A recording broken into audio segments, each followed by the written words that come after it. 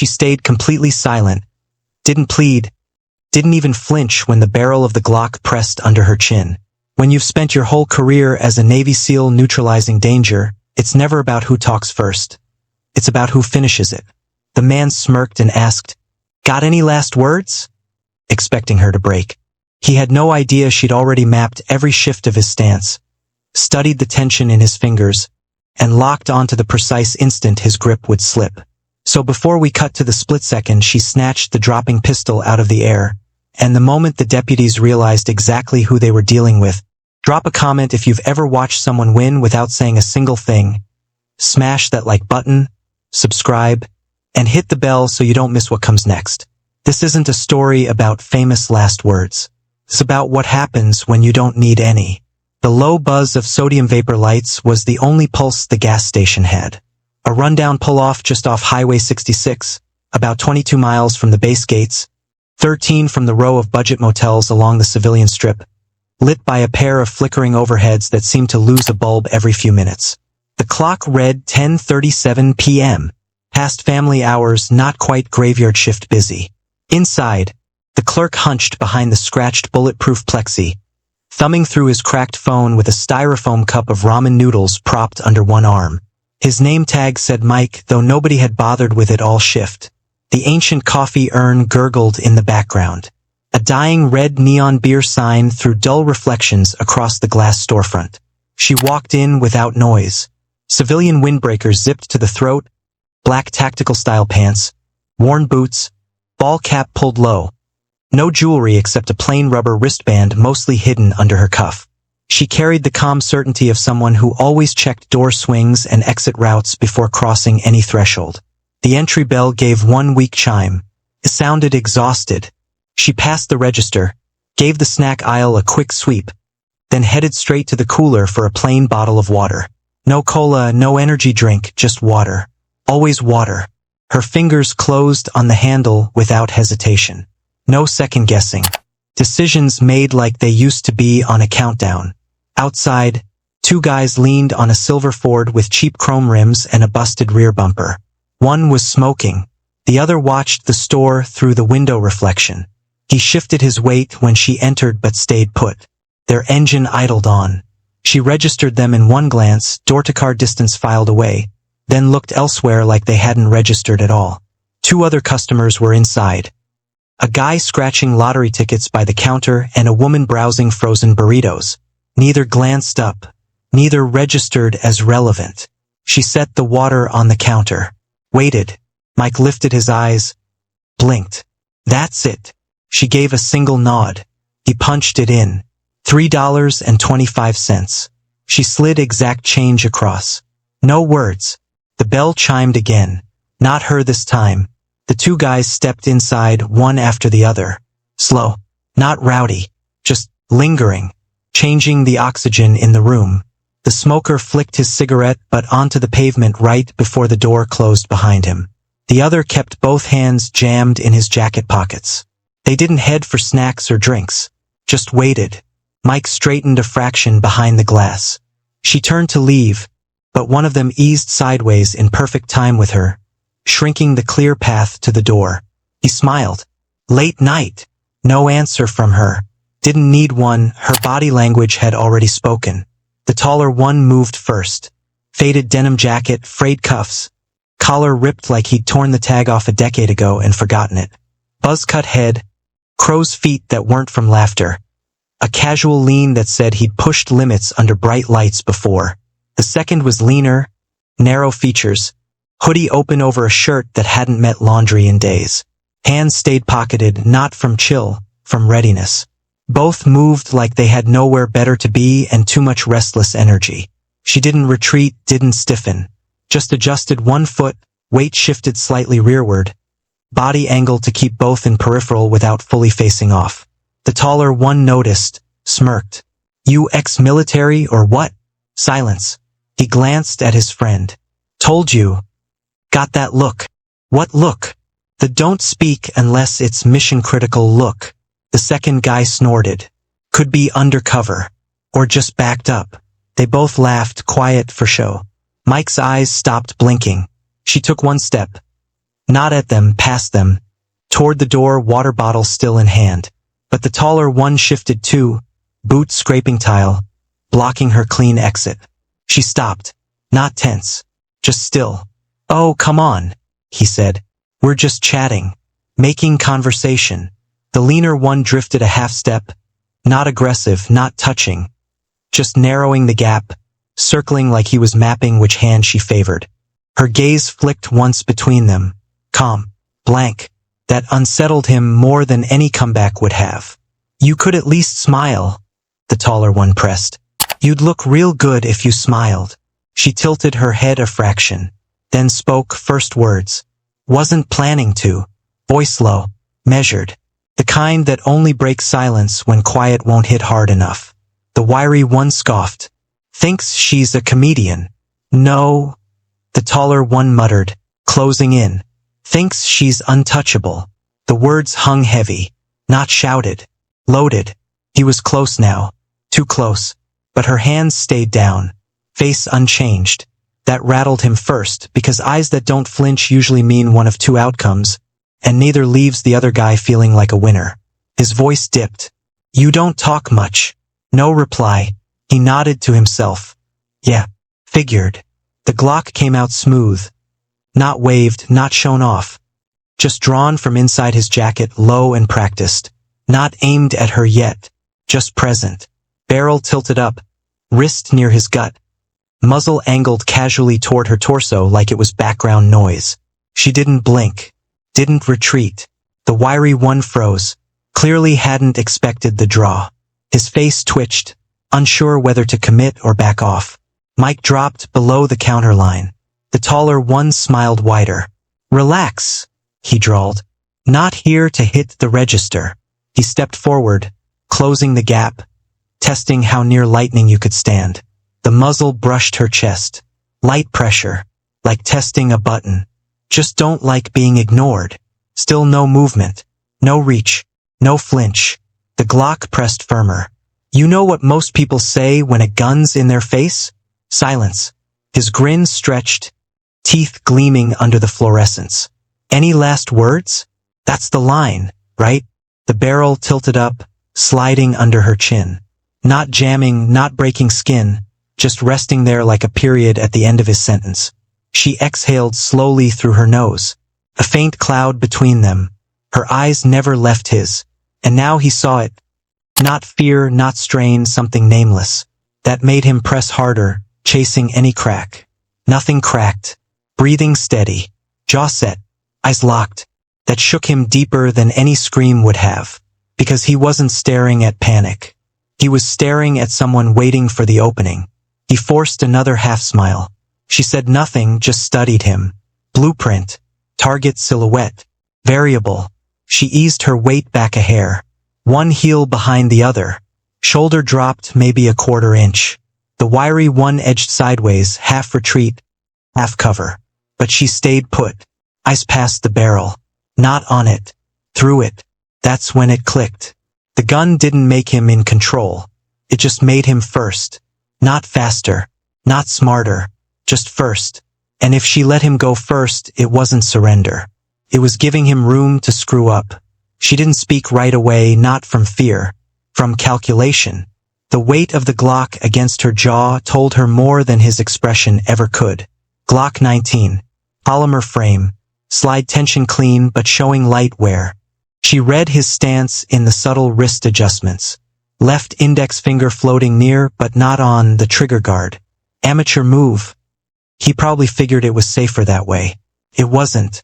Feet spread too wide. Knees locked straight. Weight riding high. A solid shove left and he'd overcorrect on instinct, handing her his wrist on a platter. The wiry one had drifted behind her now, about 40 degrees off her center line. She hadn't turned her head, but she knew exactly where. Positions locked in 5 seconds after they entered. No ordinary civilian would have clocked it. But she wasn't ordinary. She was Lieutenant Commander Avery Kane, retired Navy SEAL mobility specialist. Retired on paper only, some skills don't fade. They just shift to civilian hours. The man with the Glock thought he had her boxed in. He had no clue the trap closed the instant he asked for last words. She studied his eyes. Not rage, anticipation. He was accustomed to women flinching, folding, freaking out. She wasn't. She was running numbers. Last time a barrel pressed like this, it was Libya. Smuggler waving a Taurus .380. She'd held still then too, until the opening appeared. Same playbook now. A shallow breath, not a glance.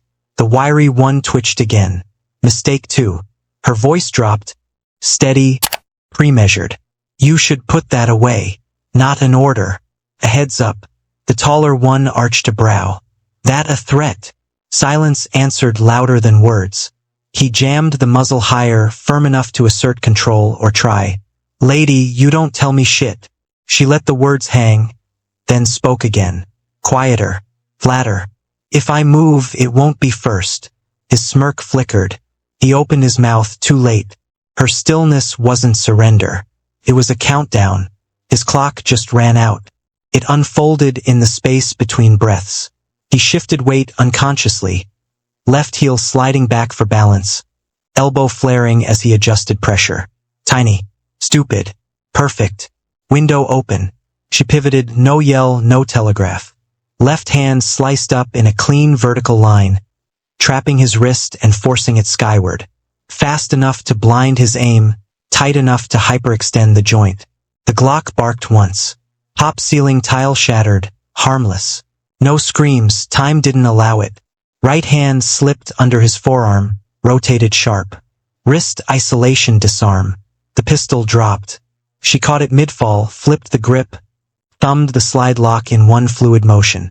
Then she took him down. Knees slammed tile with a dull thud. She leveraged his own arm, guiding the drop, wrist cranked behind his back, boot planted on his shoulder blade to kill any kick. The wiry one stumbled back. Too slow to intervene. Now too frozen to decide. Run or stay. She lifted her eyes once. Locked on him. Wordless. That was plenty. He bolted, door banged open. Tires screeched 2 seconds later. Silver Ford vanished into the dark. Lights off. Mike rose slowly behind the counter. Hands shaking. Mouth working soundlessly. The pinned man groaned, twisting. She adjusted weight, just enough to hush him. He hissed through gritted teeth. You broke my... No, she said evenly. If I'd broken it, you wouldn't be talking.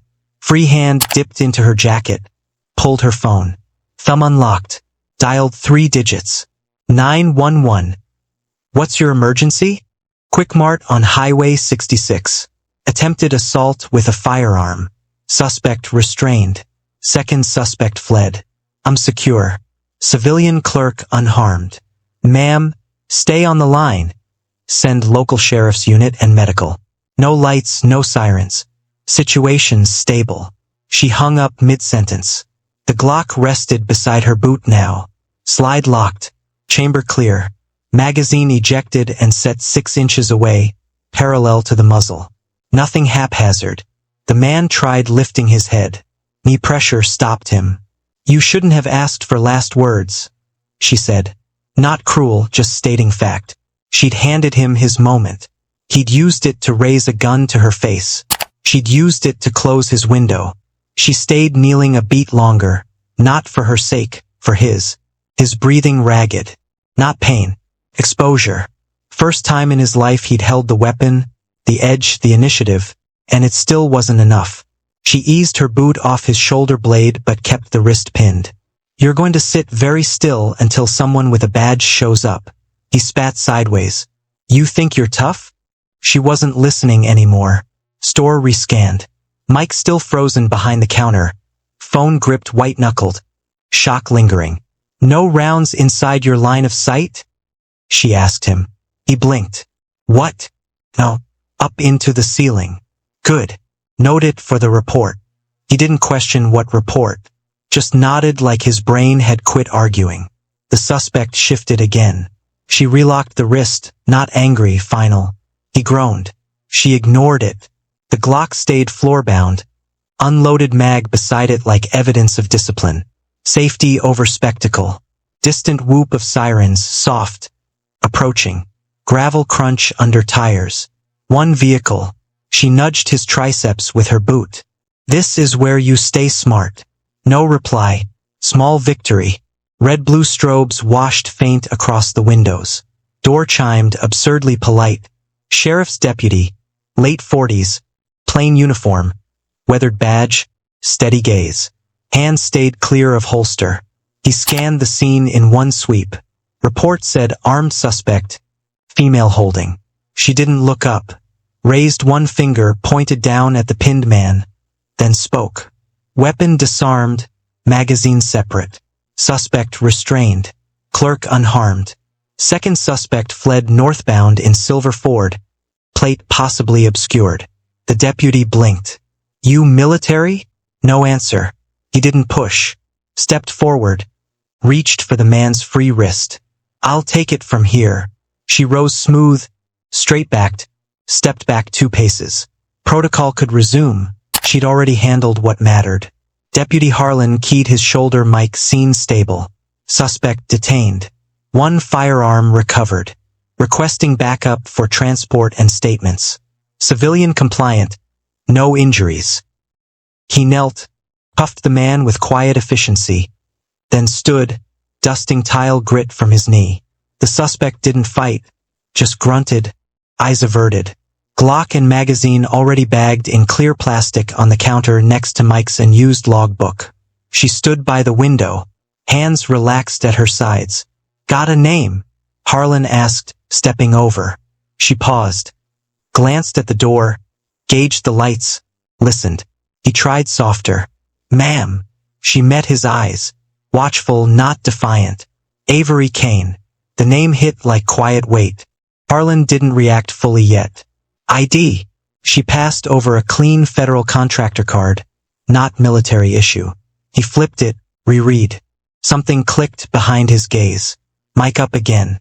Dispatch, name on scene is Avery Kane. Running federal credentials. Confirming background. Pause. Another. Copy. Stand by. Mike stayed silent, knuckles still pale. The cuffed man muttered. Harlan ignored him. Door opened again. Second unit, younger deputy. Backup vest over one shoulder. Looked around, froze mid-step. You good? He asked Harlan. We're good. The younger deputy eyed Avery. Hesitated. Deputy Harlan handed the ID to the younger deputy. Take this to the cruiser. Run a full federal check. As the door swung shut, Harlan glanced at her. You military? He asked quietly. Avery didn't answer. You're not acting like someone who just had a gun pressed to her face. She met his eyes, voice level. Because I'm not acting. That landed heavier than most officers heard in a year. Harlan nodded slowly. You've done this before. She didn't smile, didn't shift. Once or twice. His radio crackled twice. Then dispatch came back. Different voice this time, measured. Unit 49, be advised. Subject ID confirmed. Lieutenant Commander Avery Kane. Former Naval Special Warfare Development Group. Clearance tier matches 04 rotation files. Multiple foreign deployments. No active warrants. Verified federal status. Long silence. Harlan didn't move. Neither did she. Another quiet click. Dispatch again. Slower, reading carefully. Be advised. Subject registered under DoD Retention Protocol. Reference DEVGRU 309. Not to be detained without command oversight. The words dropped like lead in still air. Mike looked up from behind the counter. The younger deputy paused mid-step, holding her ID like it might scorch him. Harlan turned slowly. You could have mentioned that. Avery didn't look smug. Didn't look anything. I wasn't the one with a gun in my hand. He studied her now. Not the surface, but the posture. Shoulders set, precise spacing from suspect, weapon, wall. Special warfare. She gave the smallest nod. Mobility operations, joint infiltration routes, extraction planning. DEVGRU until I stopped signing the paperwork. He exhaled long. The cuffed man on the floor had gone quiet. Not from pain, from hearing it all. Lieutenant Commander. DEVGRU. He didn't need the acronyms to get the shift in the room. Everyone stood a little straighter. Harlan cleared his throat. You want to file a formal complaint? No, press charges. She paused. That's up to him. Harlan raised an eyebrow. How you figure? If he keeps talking, I will. That shut the man up again. The younger deputy returned her ID. Both hands. No eye contact. Ma'am. She took it without a word. Harlan holstered his radio. We'll file this as attempted armed assault with mitigated response. Weapon recovered safely. No escalation beyond takedown. She nodded. That's accurate. You don't want your name on the official? I want it documented. That's all. He studied her another beat, then gave a quiet nod. You know what this looks like on body cam? I'm sure you'll tell me. It looks like the gun was the wrong weapon to bring. She tilted her head slightly. He waited. She finished. He brought pressure. I brought consequence. And just like that, like every operator she'd ever served with, she stepped out of the spotlight and back into silence. By the time the third unit rolled in, the scene was taped off soft and quiet. No flashing lights, no drama. Just containment that didn't miss details. The suspect sat on the curb now, ankles crossed, wrists cuffed behind, hands steady, mouth shut for minutes. He'd seen the deputies defer to her, watched the younger one straighten when she passed him the empty slide. 2 fingers, like it still mattered. Now he sat under the buzzing QuickMart sign, sweat cooling on his neck, listening to them talk just out of range. Harlan stood by the cruiser hood, clipboard in hand. Assault with a deadly weapon, he said. Federal implications due to her clearance tier. Attempted intimidation of a military operator. Civilian endangerment. Discharge of a firearm in public. The younger deputy nodded. Full stack. We don't stack. We submit clean and let the DA handle the rest. He glanced over his shoulder at Avery, standing under the canopy by the second cruiser, sipping the same water bottle she'd bought 30 minutes earlier, like the night was ordinary. She doesn't want to press. Doesn't mean the state won't. You think she's seen worse? I think she's done worse, but only to people who made her choose. Pause. Harlan asked quietly, almost to himself. What do you think he thought this was? No answer needed. Whatever he'd imagined the night would be, whatever edge he thought a Glock gave him, it was gone. A plainclothes county investigator pulled up just before midnight. Asked for a summary, got the body cam, watched 7 seconds. That's a trained disarm, he muttered. Military? DEVGRU, Harlan said quietly. Yeah. On the curb, the man with the bruised wrist and crushed ego looked up as they loaded him into transport. He turned once, just once, to glance at her. She didn't meet his eyes. Didn't need to. His consequences had arrived. She wasn't them. She was just the reason they showed up. The sodium lights had stopped flickering. Air thick with old diesel, warm asphalt, and the low hum of machines running too long. A moth bumped the glass near the door once and didn't come back. Avery stood beside her car. Same stance. Same stillness. Hadn't touched the handle yet. Cruiser doors closed behind the suspect. Vehicle rolled off without fanfare. Tires crunching gravel like it had better places to be. Mike finally stepped outside, arms folded. He didn't speak for a moment, then softer than necessary. You want me to comp the water? She almost smiled. Almost. No, she said. He nodded small, stepped back inside, pulled the door shut like closing the last scene of a movie no one was meant to see. She stood alone again. No one left to explain to. She didn't check her phone, didn't pace, didn't sigh like adrenaline was crashing. There hadn't been adrenaline. Not the way most people mean it. Just action, timing, precision, and the knowledge that in certain rooms, control is quieter than any gun. She opened the car door, sat, didn't start the engine. The night settled back over the lot like nothing had happened. The bullet hole in the ceiling would stay. Its echo would carry through reports, reviews, maybe a few headlines, none naming her unless someone got loud. But she wouldn't. She never did. Because silence, done long enough, steady enough, right up to the edge of what you're capable of, people start filling in the blanks. And what they imagine is often far scarier than anything you'd ever say out loud. Would you have moved faster? or held your ground until the opening was crystal clear? Does staying silent shield you, or leave you wide open? And if a barrel ever pressed against your face, would you trust every second of your training to kick in without hesitation? Drop your thoughts in the comments below. I read every single one. Then smash that like button, subscribe if you haven't already, and hit the bell so you never miss the next one. Share this with someone who still believes staying calm under fire isn't its own kind of firepower. And since you're here anyway, our next story is queued up right on screen. Go dive in now. I'll catch you tomorrow. Same time, same spot.